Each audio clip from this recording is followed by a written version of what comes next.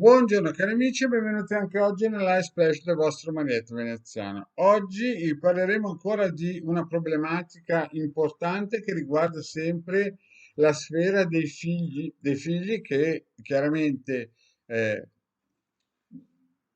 detto in poche parole semplici, i nostri figli rimarranno figli, cioè nel senso che li vedremo come figli fino a meno 30-40 anni, proprio perché si è dilatata quel periodo di adolescenza che non è mai esistito prima del 1960, perché prima la gente dopo i 7 anni andava nei campi a lavorare e diventavano uomini. A 8-9 anni diventavano uomini e si spaccavano la schiena. Nei momenti di pausa parlavano con i loro genitori, avevano magari 7, 8, 10, 12 fratelli e da 7-8 anni in avanti erano uomini, erano braccianti. L'80-90% della popolazione italiana fino al 1960, 55-60 era braccianti, analfabeta e braccianti.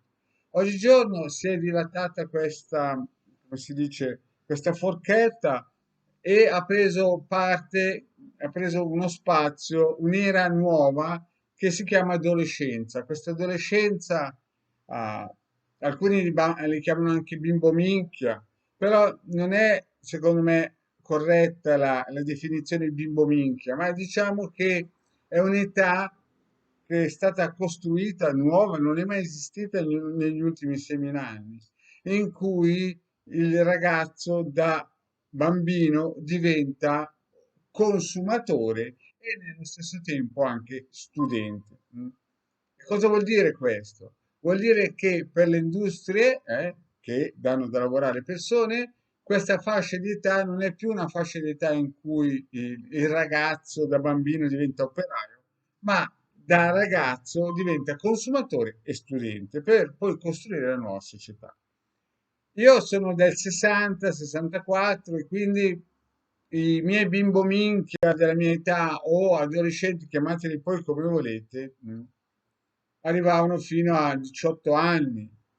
Però l'aspettativa di vita quando sono nato io era sicuramente più corta, era sui 70 anni, 74 anni. Adesso che ho una certa età, ho 60 anni, l'aspettativa di vita è di 84 anni. Per quelli che sono nati dal 2000 in avanti, l'aspettativa di vita è come minimo 100-120 anni potenziale.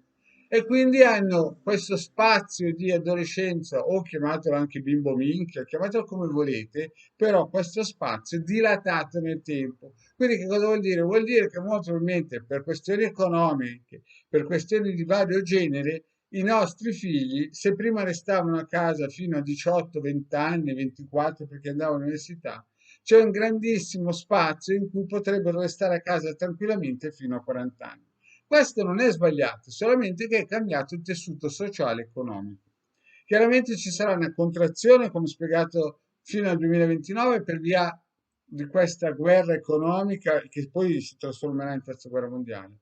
Però per alcuni che si sono difesi, hanno attivato tutte le difese eteriche, le protezioni, il ciondolo, i vari sigilli, molto probabilmente queste cose non le vedranno. E allora il succo di questo messaggio che cos'è? È per quei genitori che si rendono conto che questi ragazzi ci sono, bisogna proteggerli come minimo fino a 40 anni, proprio perché il tessuto sociale, la società, l'industria è cambiata. Cioè, una volta uno finiva, alla mia età, finiva a 14 anni le scuole o veniva messo in fabbrica o continuava a studiare fino a 25 anni. Andava all'università, roba del genere. E poi però usciva e aveva sicuramente una grandissima possibilità di andare a lavorare. Oggigiorno uno finisce l'università a 25 anni, poi inizia l'era dei master, le specializzazioni, proprio perché oggigiorno con i robot praticamente in fabbrica non ci va più nessuno e quindi c'è un esubero di tutto, si è creato di tutto e di più. E quindi è chiaro che questi ragazzi devono essere aiutati finanziariamente, con sponsor, via dicendo. E quindi automaticamente l'asticella del bimbo minchia dai 18 a 25 anni si è spostata dai 30 ai 40. Ma non è negativo, non è negativo neanche chiamarli bimbo minchia o adolescenti, perché sono una nuova era, no? che una nuova generazione, un nuovo gruppo di persone che sono stati creati da noi, no? Che lo vogliamo o no, gli industriali hanno creato questo tipo di mentalità. Quindi a tutte quelle mamme che hanno questi ragazzi che vivono un'adolescenza prolungata fino a 40 anni, cosa che fino agli anni 60 era l'aspettativa di vita di una persona, se non moriva in guerra, moriva sui campi di lavoro. Oggigiorno i ragazzi che nascono nel 2000 hanno un'aspettativa di vita dai 100 ai 120 anni, come minimo, perché usciranno nuovi prodotti che ancora oggi non conosciamo per allungargli la qualità e lo stile di vita e anche gli organi del corpo.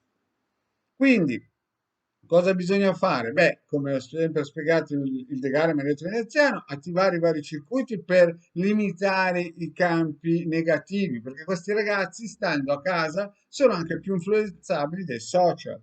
E poi bisogna attivare tutti quei prodotti che il Degare Maledetto Veneziano mettono a servizio, a pagamento chiaramente, tipo sigilli, che quelli non hanno tempo. Un ragazzo, una persona può vivere anche 300 anni, ma se gli manca il sigillo, ad esempio di Salomone, per una determinata protezione, quello manca, anche se vive 600 anni, quello mancherà sempre.